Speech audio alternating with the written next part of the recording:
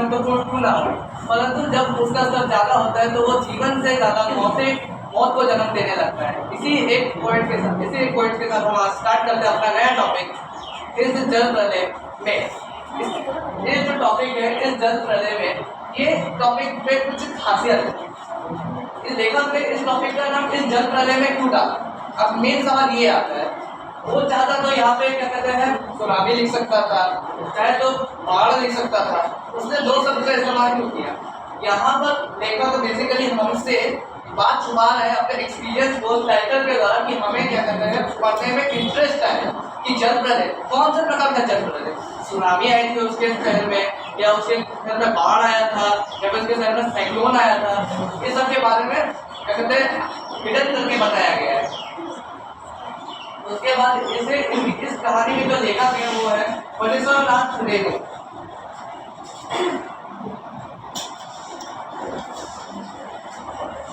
मेरा गाँव ऐसे इलाके में है जहाँ हर साल पश्चिम पूर्व और दक्षिण की कोसी, पनार, महानंदा और गंगा की बाढ़ से पीड़ित प्राणियों के समूह आकर पनाह लेते हैं। अब देखो यहाँ पे जो पहली जो लाइन लिखी गई है, इसमें लेखक ने बताया है कि जो उनका जो गांव है वो क्या कहते हैं हर साल पश्चिम पूर्व और दक्षिण की कोसी, पनार और महानंदा और गंगा की बाढ़ से पीड़ित प्राणियों के समूह ये जो होते हैं वो आकर बसते हैं। अब देखिए इस चैप्टर में हमें पहले ही बता दिया गया है कि ये चैप्टर जो है ये बिहार के ऊपर है। एक फन फैक्ट, इसमें जितने भी नदियों के नाम दिए गए हैं, इसमें जो पहली नदी है कोसी, इसे बिहार की सबसे श्रापित नदी मानी जाती है क्योंकि यही नदी एक लौटी ऐसी नदी है जो कि सबसे ज्यादा बिहार में बाढ़ उत्पन्न करती है, जिसके कारण सबसे ज्यादा विनाश होता है। गंगा की बाढ़ से पीड़ित प्राणियों के समूह आकर पनाह लेते हैं। यहाँ पर एक शब्द अब देखते हैं हम, पनाह। पनाह का मतलब होता है शरण लेना। क्या होता है लेते हैं। सावन भादों में ट्रेन की खिड़कियों से विशाल और सपट परित पर गाय, बैल, भैंस, बकरी के हजारों झुंड देखकर ही लोग बाढ़ की विभीषिका का अंदाजा लगाते हैं। अब जो नेक्स्ट लाइन जो लिखी गई है उसमें बताया गया कि जो सावन मेल है, मतलब कि सावन का जो मौसम है, इसमें बताया गया कि जब ट्रेन की जो खिड़कियों से विशाल और सपट परित का मतलब होता है कि जहाँ पे कोई भी खेती बाड़ी ना करी जाती है, एकदम बंजर जमीन, वहाँ पर गाय, बैल, भैंस, बकरी के हजारों झुंड, मतलब कि झुंड आप देखकर ये लोग बाढ़ की भीषणता का अंदाजा लेते हैं। अब यहाँ पे देखिए, यहाँ पे लेखक ने एक चीज बड़ी अच्छी बताई है, उन्होंने परित का इस्तेमाल किया है। अब यहाँ पर एक क्वेश्चन यहाँ पे उठता है कि परित शब्द का इस्तेमाल क्यों किया गया। जो परित होता है वहाँ पे मतलब कि कोई खेती बाड़ी नहीं होती, मतलब वो पूरा बंजर जमीन है, तो वहाँ तो क्या कहते हैं ऐसे टाइप के जो वाटर डिजास्टर होते हैं वहाँ तक पहुँचने की कोई संभावना नहीं है।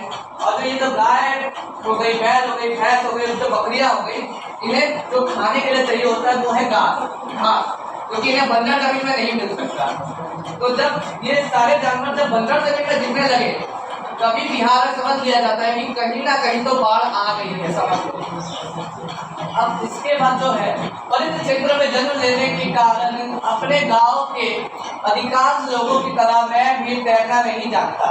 अब परित क्षेत्र में जन्म लेने के कारण जो लेखक थे उन्हें तैरना भी नहीं आता था। अब तैरना क्यों नहीं आता था? अरे भाई जब क्या कहते हैं वहाँ पे पानी का कोई स्रोत का जल्दी अंदाजा ही नहीं है, वाटर लेवल इतना ही कम है, तो कोई कैसे तैरना जानेगा। ये तो खुद ही क्या कहते हैं कॉमन सेंस वाली बात है। उसके बाद किंतु 10 वर्ष की उम्र से पहले पिछले साल तक बॉयज स्काउट, स्वयं सेवक, राजनीतिक कार्यकर्ता अर्थात दिलीप मुबरकर की हैसियत में बाढ़ पीड़ित क्षेत्रों में काम करता रहा हूँ और लिखने की बात हाई स्कूल में बाढ़ पर लेख लिखकर प्रथम पुरस्कार पाने से लेकर धर्म युग के कथा दशक के अंतर्गत बाढ़ की पुरानी कहानियों को नए पाठ के साथ प्रस्तुत कर चुका हूँ।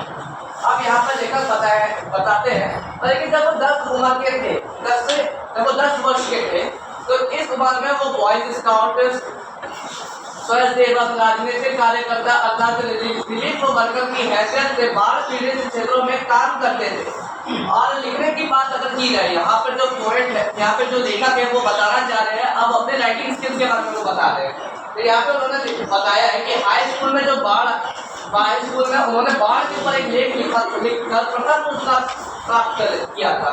और लेकर धर्म कथा दर्शक के अंतर्गत बाढ़ की पुरानी कहानियां, जो बाढ़ की जो पुरानी कहानियां थी उसे नए पाठ के साथ प्रस्तुत कर चुके हैं। जबकि जो बाढ़ की जो पुरानी कहानियां थी उन्होंने उसे अपने टेक्स्ट में मॉडिफाई करके नए पाठ में प्रस्तुत किया था। जय गंगा 1947, डायन कोसी, हड्डियों का पुल आदि छुटपुट रिपोर्टर के अलावा देखिए जो यहाँ पे उनकी 3 किताबों के 3 से 4 किताबों के नाम दिए गए हैं। पहला है जय गंगा, इसमें उन्होंने गंगा के बारे में बताया था। फिर है डायन कोसी, जैसा कि मैंने आपको बताया कि जो कोसी नदी है वो बिहार की सबसे श्रापित नदी मानी जाती है, क्योंकि जो नेपाल का जब डैम जो होता है, जब वहाँ पे बारिश होती है तो वहाँ का डैम जब खुलता है तो सारा का सारा जो नेपाल का पानी होता है वो इसी नदी के साधन से क्या कहते हैं बिहार में आके तबाही मचाता है। क्या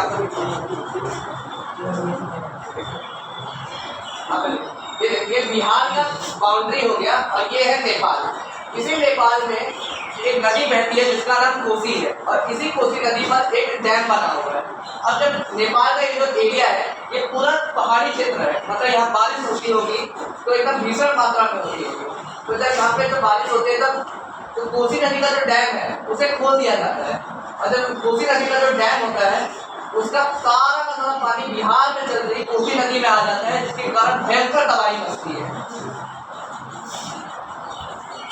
इसीलिए उन्होंने अपनी जो दूसरी बुक है उसका नाम डायन कोसी रखा। फिर हड्डियों का पुल, क्या कहते हैं लोग आ रहे हैं तो क्या कहते हैं अब इसमें बताया है पुल को पता यहाँ पे आएगा कि यहाँ पर क्या कहते हैं पुल को क्यों इंडिकेट किया गया है। तो ऐसा कुछ लोग तो ऐसा भी हो सकता है कि ये किसी पुल के ऊपर हो कि क्या कहते हैं जहाँ से लोग जा रहे थे पर लेकिन बाढ़ के कारण वो पुल टूट गया और क्या कहते हैं बहुत से लोगों की जानें चली गई। अब बहुत से लोगों की जानें अटक गई तो क्या कहते हैं इसका मतलब साफ है, इसीलिए इस जगह का नाम हड्डियों का, इस किताब का नाम हड्डियों का पुल रखा गया है। आगे छुटपुट रिपोर्ट्स के अलावा बाकी उन्होंने और भी बहुत सारी छोटी मोटी किताबें लिखी थी।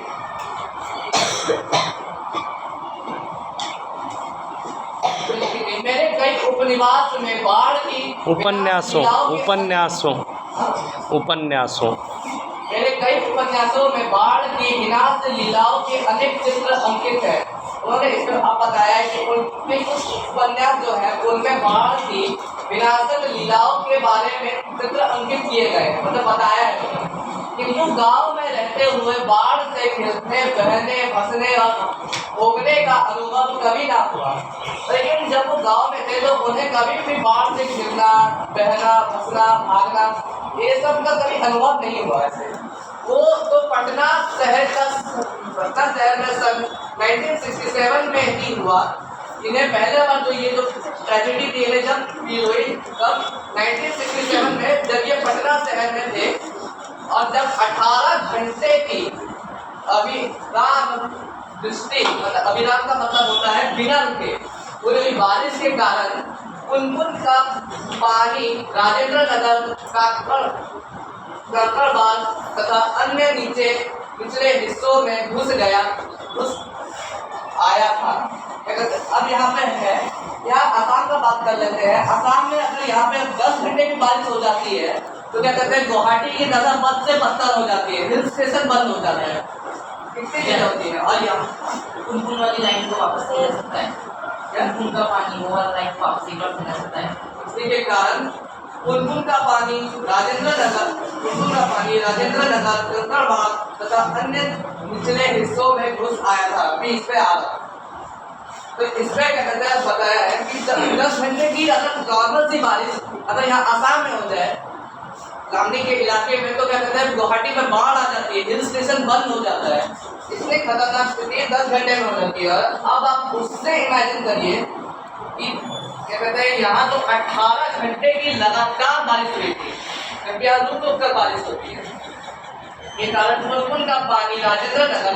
अब पुनपुन का मतलब होता है बेसिकली बाढ़। बाढ़ का जो पानी था वो राजेंद्र नगर